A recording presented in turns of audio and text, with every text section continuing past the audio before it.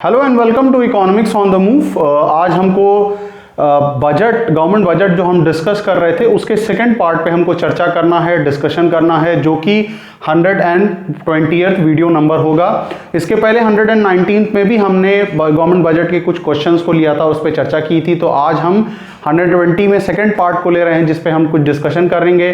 शुरू करने से पहले हर बार की तरीके से मैं रिक्वेस्ट करना चाहता हूं कि प्लीज़ आप में से जितने लोगों ने इकोनॉमिक्स ऑन द मूव को सब्सक्राइब नहीं किया हो वो जाके हमें सब्सक्राइब करें, और साथ ही साथ आप हमारी माइक्रो इकोनॉमिक्स और मैक्रो इकोनॉमिक्स की प्लेलिस्ट को चेक कर सकते हैं, जिसमें हमने माइक्रो पूरा कंप्लीट किया है, मैक्रो में हम बिल्कुल एंड पे चल रहे हैं, और करंट इकोनॉमिक अफेयर्स पे भी हमने टाइम टू टाइम बहुत सारे लेक्चर्स को बनाया है, उसको भी जाके आप देख सकते हैं और उन सारी वीडियोस को आप समझ सकते हैं। तो चलिए स्टार्ट करते हैं और देखते हैं कि 120 में हमें किन किन चीज़ों पे और किस किस तरीके के क्वेश्चंस पे बात करनी है।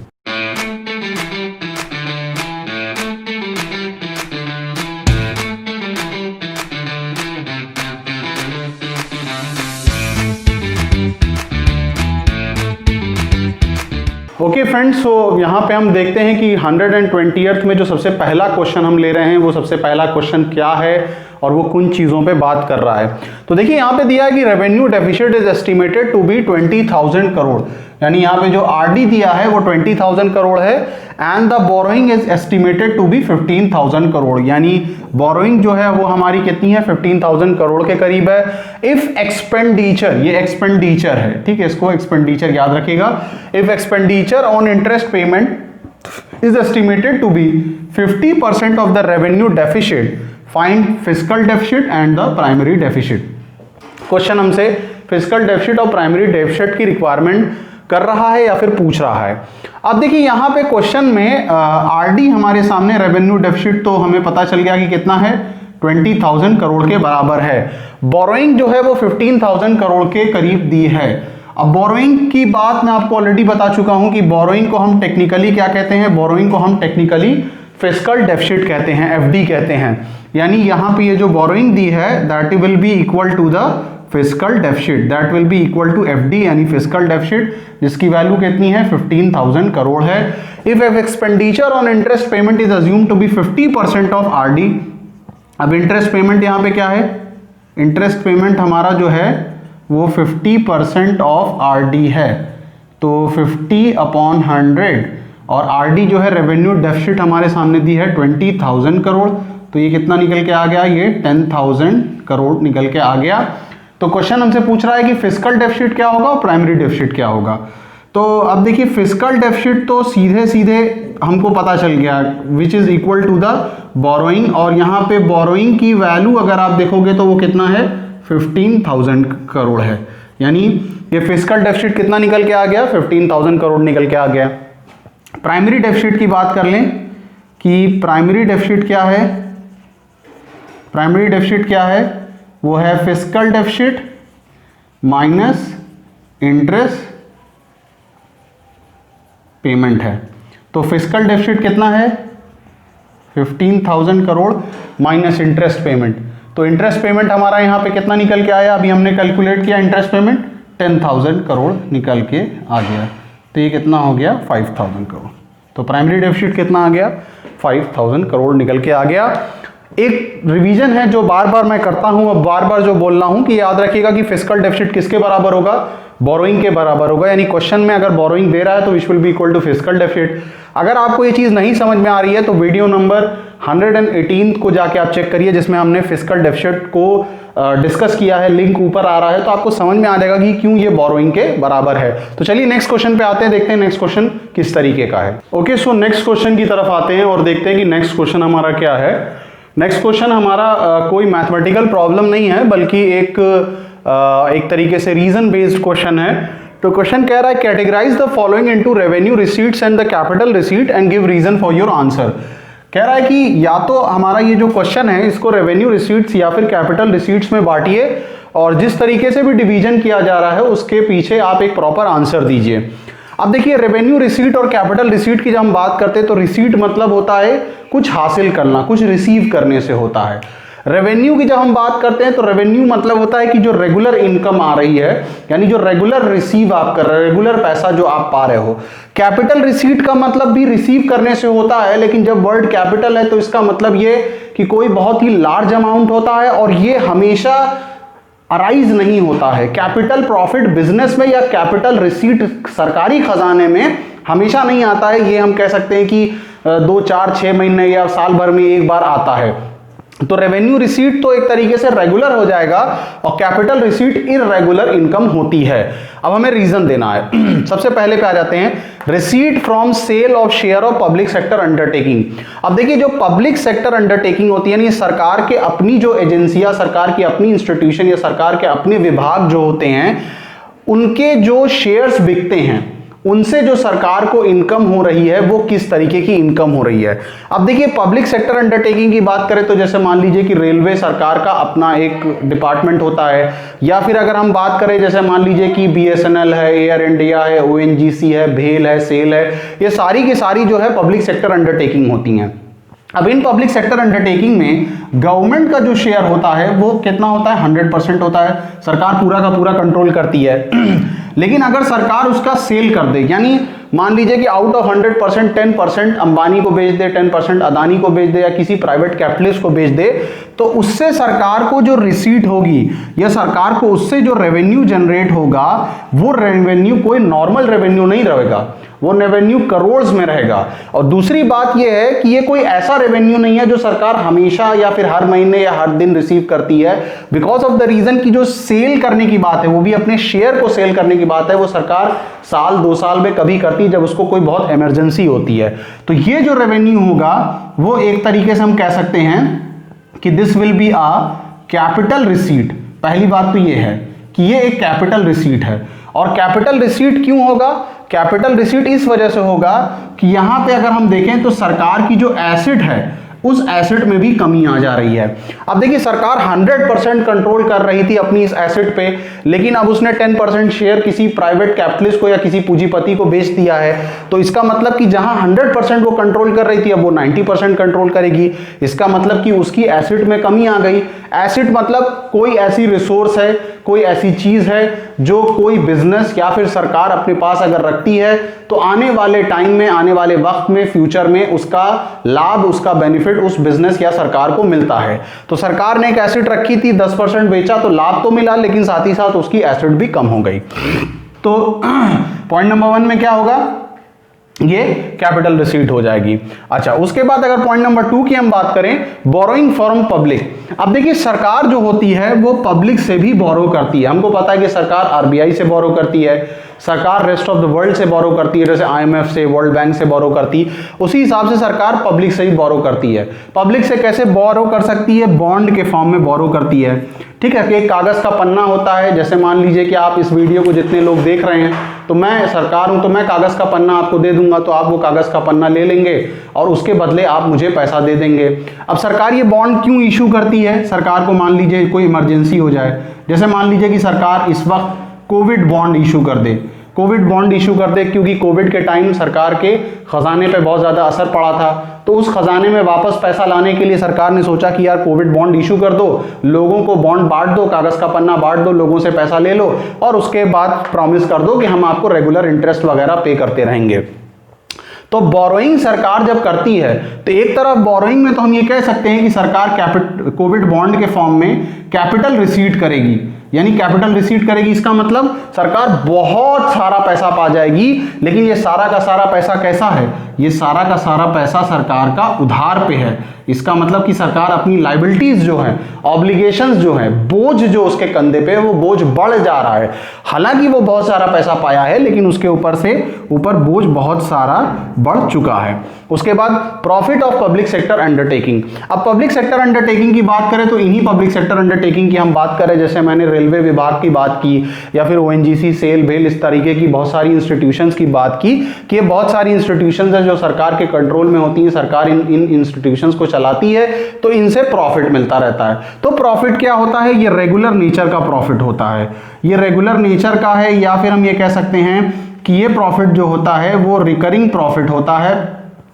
और रिकरिंग होने की वजह से इसको हम किस कैटेगरी में रखते हैं, इसको हम रेवेन्यू रिसीट्स की कैटेगरी में रखते हैं। क्यों रेवेन्यू रिसीट्स की कैटेगरी में रखते हैं, उसका रीजन है कि ना इसमें सरकार की एसेट बढ़ रही है या घट रही है, और ना उसकी लायबिलिटी बढ़ रही है या घट रही है, कुछ नहीं हो रहा है। ये रेगुलर नेचर का एक रेवेन्यू होता है जो सरकार रिसीव करती है। Income tax receive by the government, सरकार इनकम टैक्स रिसीव कर रही है, तो इनकम टैक्स जो होता है वो भी हम एक तरीके से कह सकते हैं कि ये सरकार रेगुलर फॉर्म में इनकम टैक्स रिसीव करती रहती है, तो ये भी क्या होगी, ये भी एक तरीके की रेवेन्यू रिसीट की कैटेगरी में ये आता है। इसमें रेवेन्यू रिसीट की कैटेगरी में आता है। साथ में टैक्स की जब हम बात करते हैं तो टैक्स पे आप एक तरीके से कह सकते हैं कि देयर इज नो ऑब्लिगेशन। ऐसा नहीं होता कि सरकार टैक्स ले रही तो कह रही है कि भाई हम ये काम करेंगे ही, ना भी करे तो आप उसके ऊपर क्लेम नहीं कर सकते हैं, ठीक है, कोई ऑब्लिगेशन नहीं होती। इस वजह से ना इसमें हम एक एसेट का कुछ बदलाव होगा, ना लायबिलिटी में कोई बदलाव होगा, कोई भी तरीके का आप ये कह सकते हो कि डिफरेंस इन दोनों सारी चीजों में नहीं आएगा। तो ये तो एक क्वेश्चन जो हमने लिया था जो कि वैलिड बेस्ड क्वेश्चन था, जो इस बार आने के बहुत ज्यादा चांसेस हैं, तो आपको समझना पड़ेगा और समझ के उसका एक प्रॉपर रिप्लाई देना पड़ेगा, जैसा रिप्लाई मैंने यहाँ पे दिया है। ओके, सो 120 के नेक्स्ट क्वेश्चन की तरफ हम आते हैं और देखते हैं कि नेक्स्ट क्वेश्चन क्या है। तो यहां पे देखिए दिया है कि do you approve disinvestment as an appropriate policy of financing budgetary deficit. ये क्वेश्चन एक पूछ रहा है कि क्या आप डिसइन्वेस्टमेंट को एक बेहतर पॉलिसी मानते हो डेफिसिट बजट या फिर बजटरी डेफिसिट को फाइनेंस करने के लिए। यानी कहने का मतलब है कि डेफिसिट बजट मतलब बजट जो कि ऑलरेडी एक लॉस में है, तो लॉस का मतलब कि यहाँ पे आपके एक्सपेंडिचर्स ज्यादा हैं एज कंपेयर टू रेवेन्यू, यानी आपके एक्सपेंडिचर्स ज्यादा हैं, हैवी हैं एज कंपेयर टू रेवेन्यू। तो एज कंपेयर टू रेवेन्यू का मतलब ये है कि आप अपने खर्चों को बराबर करना चाहते हो, रेवेन्यू के बराबर लाना चाहते हो, रेवेन्यू इतना जनरेट कर दो कि आपके खर्चों के बराबर हो जाए। और डिसइन्वेस्टमेंट का मतलब हमको पता है, disinvestment is the opposite of investment. Investment में आप पैसा इंजेक्ट करते हो और डिसइन्वेस्टमेंट में आप पैसा निकाल लेते हो। तो निकालने का मतलब ये है कि यहाँ पे आप अपनी पब्लिक सेक्टर यूनिट्स को, जो पब्लिक सेक्टर इंटरप्राइजेज होती हैं, उनको आप बेच देते हो। जैसे अभी हमने लास्ट क्वेश्चन ओएनजीसी वाला किया था कि 10% पर शेयर सरकार बेच दे, तो उसी टाइप से आप अपना कुछ शेयर बेचते हो और बेचने के पीछे मकसद ये था कि आपके पास रेवेन्यू जनरेट हो जाए, पैसा आ जाए, ताकि ये जो बजट डेफिसिट है, जो बजट आपका लॉस में चल रहा है, वो बैलेंस हो जाए। अब देखिए ये एक अच्छा तरीका है, मतलब डिसइन्वेस्टमेंट के थ्रू भी आप अपने बजट्स को फाइनेंस कर सकते हो।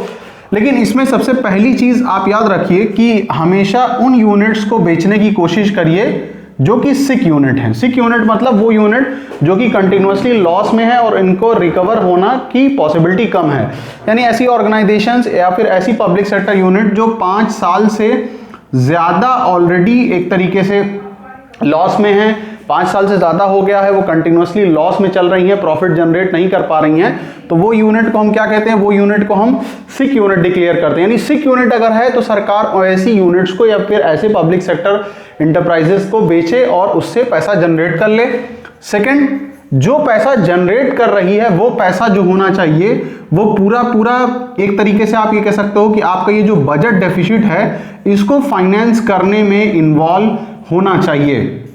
यानी किसी और एक्टिविटी में इसको इन्वॉल्व ना किया जाए, सरकार अपने पॉलिटिकल बेनिफिट के लिए या फिर पॉलिटिकल एडवर्टाइजमेंट के लिए उन पैसों को ना खर्च करे, बल्कि ये जो एक्सपेंडिचर ज्यादा हो गया है रेवेन्यू के मुकाबले, या फिर ये जो लॉस ऑलरेडी चल रहा है, इस लॉस को मिनिमाइज करने की कोशिश करे इस पर्टिकुलर डिसइन्वेस्टमेंट प्लान के थ्रू।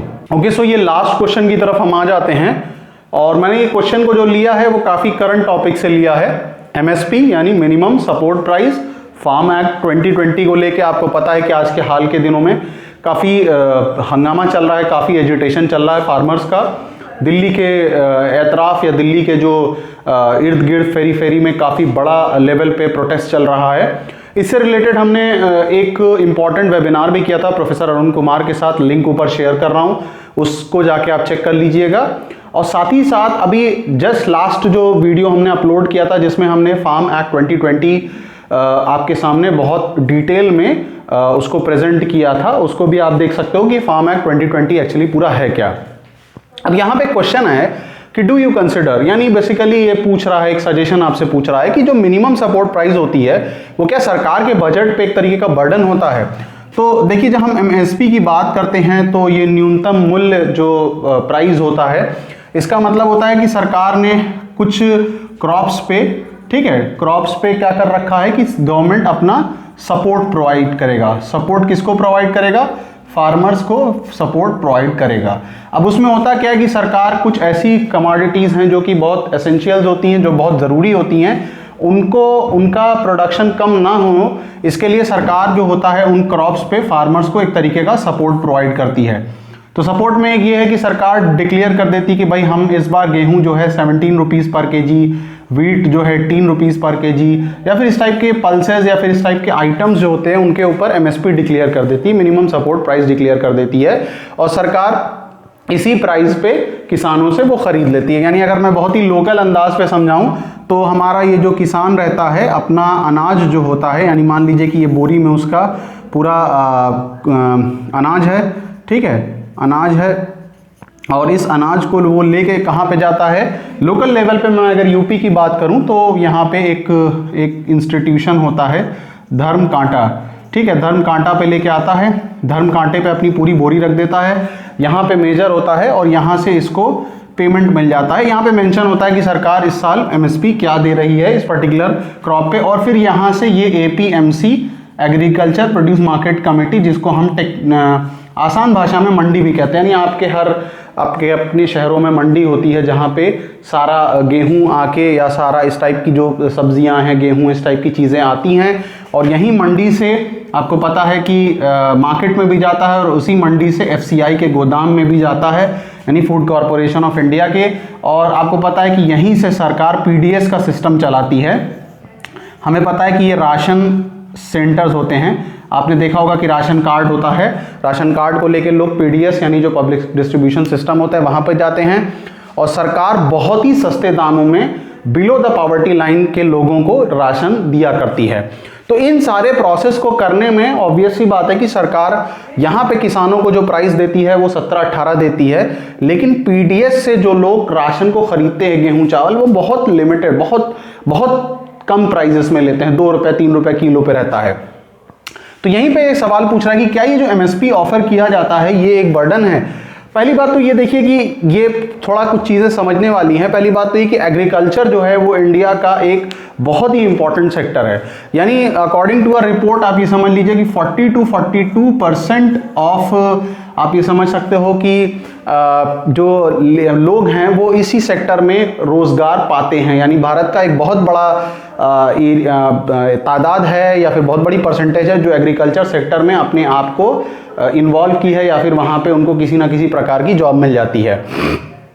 अब जब हम एमएसपी की बात करते हैं तो किसानों की बात करें तो फार्मर्स एक्चुअली, इनको के लिए मैं एक वर्ड यूज़ करता हूँ कि they are the real bread winners of the economy, real bread winners हैं, ठीक है, real bread winners of the economy हैं। यानी अगर ये एक तरीके से हम ये कहें कि ये अगर खेती बाड़ी करना छोड़ दें या फिर ये वीट या फिर राइस का प्रोडक्शन करना छोड़ दें तो देश में एक बहुत बड़ी क्राइसिस आ जाएगी, और इंडिया बहुत अच्छी तरीके से, हमारा देश जो है इस क्राइसिस में डील कर ले गया, इस क्राइसिस को फेस कर ले गया, इस क्राइसिस के बर्डन को झेल पाया just because of those people who are continuously working on the agricultural field, just because of these farmer. इन फार्मर की वजह से अप्रैल मई जून बहुत आराम से कंट्री इस क्राइसिस को झेल ले गया। हमारे किसानों ने इतने लार्ज मात्रा में इतना प्रोडक्शन करके रखा था कि एफसीआई ने भी उस ज़माने में कह दिया कि हमारे पास बहुत लार्ज अमाउंट में, बहुत सरप्लस, बहुत ज़्यादा गेहूं पड़ा है, परेशान होने की कोई बात नहीं है। तो कहने का मतलब ये है कि एक बात तो सबसे पहली ये है कि एग्रीकल्चर क्योंकि एक बहुत ही इंपॉर्टेंट सेक्टर होता है, जैसे रोजगार के पॉइंट ऑफ व्यू से मैं बात करूं तो मैंने कहा कि 40 से 42%। सेकेंड थिंग जो बहुत इंपॉर्टेंट है वो ये है कि एक चीज़ इकोनॉमी में होती है prime moving force, PMF, prime moving force. Economy में आप ये समझ लीजिए कि हाल के दिनों में एग्रीकल्चर को प्राइम मूविंग फोर्स रखा गया बिकॉज ऑफ द रीज़न कि एक तो एग्रीकल्चर हमारा जो है वो किसी भी फॉर्म में हो, चाहे वो कितना भी ख़राब हो, उसमें रोज़गार ना रह गया हो, प्रोडक्टिविटी की प्रॉब्लम है, देन ऑल्सो एक तो बहुत बड़े large number of people are involve in this agricultural sector, बहुत बड़ी तादाद है। दूसरी बात रॉ मटेरियल की भी अगर हम बात करें तो हमारा एग्रीकल्चर सेक्टर इंडस्ट्रीज़ को रॉ मटेरियल बहुत बड़े वॉल्यूम में सप्लाई करता है। तो एक तो अगर हम देखें कि इंडस्ट्री के पॉइंट ऑफ व्यू से इसकी अपनी इंपॉर्टेंस है, एम्प्लॉयमेंट के पॉइंट ऑफ व्यू से अपनी इंपॉर्टेंस है, तीसरी, ये जो काम कर रहे हैं आप ये समझ लीजिए कि वो इतना अहम काम है, इसी वजह से जो इंडिया के बहुत प्रीवियस एक हमारे एक राष्ट्र प्राइम मिनिस्टर रहे थे लाल बहादुर शास्त्री, उन्होंने एक नारा दिया था, जय जवान जय किसान का। यानी एक वर्ग है जो कि बॉर्डर पे तैनात है, देश को बचा रहा है, और दूसरा वर्ग है जो कि एग्रीकल्चरल फील्ड पे लगा हुआ है, जिसको हम अन्नदाता कहते हैं, कि वो कंटिन्यूअसली एक तरीके से अन्न सप्लाई कर रहे हैं, कंटिन्यूअसली खान पान सप्लाई कर रहा है देश के बाकी इलाकों के लिए या फिर देश के बाकी लोगों के लिए। तो सरकार being a social institution, government हमारी क्या है, एक सोशल इंस्टीट्यूशन है। सोशल इंस्टीट्यूशन होने की वजह से वो सारे वो काम करती हैं जो कि पब्लिक वेलफेयर के लिए हो। अब पब्लिक वेलफेयर की अगर हम बात करें और उसमें हम अगर फार्मर्स की बात करें जो इतना इंपॉर्टेंट रोल प्ले करते हैं, तो वहां पे अगर सरकार अपना सपोर्ट नहीं प्रोवाइड करेगी तो वो फार्मर्स जो कि लॉस के बावजूद एग्रीकल्चर में लगे हुए हैं, एग्रीकल्चर का प्रोडक्शन कर रहे हैं, अगर सरकार उनको ये न्यूनतम मूल्य भी नहीं देगी तो ये पॉसिबल नहीं हो पाएगा कि वो अपनी एग्रीकल्चरल एक्टिविटी कंटिन्यू कर पाएं। तो एक तरफ तो बहुत हाई वॉल्यूम में हम देखेंगे कि अनएम्प्लॉयमेंट होना शुरू हो जाएगी, दूसरी तरफ एग्रीकल्चर जो है, जैसे मैंने अभी कहा कि इंडस्ट्री के लिए बहुत बड़े तादाद में, एक बड़े वॉल्यूम में रॉ मटेरियल सप्लाई करती है, उस पर भी इफेक्ट पड़ेगा। और तीसरी बात अगर हम करें कि जब हम इसकी बात कर रहे हैं, मिनिमम सपोर्ट प्राइस की बात कर रहे हैं, तो डिस्पाइट की लॉट ऑफ बर्डन, जो भी हम बात करें, बहुत सारे बर्डन होने के बावजूद भी सरकार जो है उनकी एक मॉरल रिस्पॉन्सिबिलिटी बनती है, एक सोशल रिस्पॉन्सिबिलिटी बनती है, और पब्लिक वेलफेयर के पॉइंट ऑफ व्यू से सरकार को एमएसपी एक बर्डन के तौर पे नहीं लेना चाहिए, बिकॉज ऑफ द रीजन कि ऑल्दो पीडीएस के फॉर्म में सरकार लोकल लेवल पे लोगों को तो कम दामों में सप्लाई करती, जो कि बिलो द पॉवर्टी लाइन है, ये समझने वाली है, उसके बाद भी सरकार एक बहुत बड़ा परसेंटेज जो रहता है वो रेवेन्यू जनरेट करता है फॉरेन एक्सचेंज के फॉर्म में। यानी हमारे अपने किसान जो कि दुनिया के बाकी कोनों में, चाहे वो बासमती राइस है या फिर क्वालिटी ऑफ गेहूं की बात करें या फिर दूसरी चीज़ों की बात करें, तो सप्लाई कर रहे हैं, तो वहाँ से भी बहुत बड़ा एक रेवेन्यू जनरेट हो जाता है। और कहीं ना कहीं ये बर्डन के तौर पे जो मैंने कह रहा हूँ वो एक्चुअल में बर्डन नहीं रहता है, बल्कि सरकार को इस तरीके की रिस्पॉन्सिबिलिटी है कि जो बिलो द पॉवर्टी लाइन के लोग हैं या फिर जो निचले वर्ग का लोग होता है, उसको सरकार के ऊपर एक जिम्मेदारी होती है कि उन लोगों को बेसिक चीज़ें प्रोवाइड करें, और उन्हें बेसिक चीज़ें चाहे खान पान की हो, चाहे वो एजुकेशन की हो, चाहे जॉब की होती है, ये सरकारों की रिस्पॉन्सिबिलिटी होती है। तो उस सेंस से हम ये कह सकते हैं, पहली बात कि एक सेक्टर बहुत बड़ा एम्प्लॉयमेंट प्रोवाइडिंग सेक्टर है, इंडस्ट्री के पॉइंट ऑफ व्यू से इंपॉर्टेंट होता है। और तीसरी बात ये है कि सरकार कुछ लोगों से नहीं होती है, कुछ परसेंटेज ऑफ पीपल से कोई कंट्री नहीं होता है, बल्कि एक 100% लोग जो होते हैं वो किसी भी कंट्री का पार्ट होते हैं। और इंक्लूसिव ग्रोथ या इंक्लूसिव डेवलपमेंट तभी पॉसिबल है जब 100% लोगों के लिए कोई काम किया जा रहा हो। तो इस एतबार से भी ये जो मिनिमम सपोर्ट प्राइस है, ये एक ऐसी चीज़ होती है जो फार्मर्स को एक तरीके से स्ट्रेंथ देता है या फिर फार्मर्स को एक तरीके की गारंटी देता है कि 24 घंटा जो आप काम कर रहे हो इस पे आपको कोई ना कोई रिटर्न मिलेगा, जो कि अगर कॉर्पोरेट सेक्टर इसको ओवरटेक कर लेता है तो हो सकता है शुरू में 2 साल 3 साल कॉर्पोरेट सेक्टर लुभाने के लिए काम करे, लेकिन आने वाले टाइम में कॉर्पोरेट सेक्टर जो है एक प्रॉफिट मेकिंग सेक्टर होता है और उससे बहुत ज़्यादा हम सोशल रिस्पॉन्सिबिलिटीज़ को बियर अप करने की उम्मीद हम नहीं कर सकते। तो ये एक डिस्कशन था जो एमएसपी के पॉइंट ऑफ व्यू से था कि ये बर्डन नहीं होता है सरकारों के लिए, बल्कि एक रिस्पॉन्सिबिलिटी है। और क्योंकि responsibility because of the reason कि ये इंडिया के सबसे या फिर किसी भी देश के सबसे इंपॉर्टेंट एक तरीके से लोग होते हैं, या फिर जैसे मैंने इनके लिए एक वर्ड यूज़ किया, they are the real bread winners of the economy. So that was all about from the lecture number 120, जिसमें हमने कुछ क्वेश्चन लिया गवर्नमेंट बजट के और उस पर बात किया। 121 से हम स्टार्ट करने वाले हैं अपना foreign exchange reserve, foreign exchange, जिस पे हम बहुत डिटेल में बात करेंगे और बैलेंस ऑफ पेमेंट पे भी बात करेंगे। अभी तक इकोनॉमिक्स ऑन द मूव पे हमने काफ़ी डिस्कशन कर लिया है मैक्रो इकोनॉमिक्स का, बस कुछ और टॉपिक्स बचे हुए हैं। मैं यहाँ पे एक छोटा सा अनाउंसमेंट ये करने वाला हूँ कि जब हमारा बैलेंस ऑफ पेमेंट खत्म हो जाएगा तो 30 डेज कैप्सूल हम रन करने वाले हैं, 30 दिनों की क्लासेस, जिसमें हम मैक्रो इकोनॉमिक्स आपके लिए 1 महीने में वाइंड अप कर देंगे। कैसे करेंगे, किस तरीके से करेंगे, सेशन जब स्टार्ट होगा तो मैं उसको पूरा डिटेल में आपको समझा दूंगा। तब तक के लिए इकोनॉमिक्स ऑन द मूव को आप ज़्यादा से ज़्यादा शेयर करिए, बाकी लोगों तक पहुँचाते रहिए। So stay blessed guys and keep on watching economics on the move. Thank you.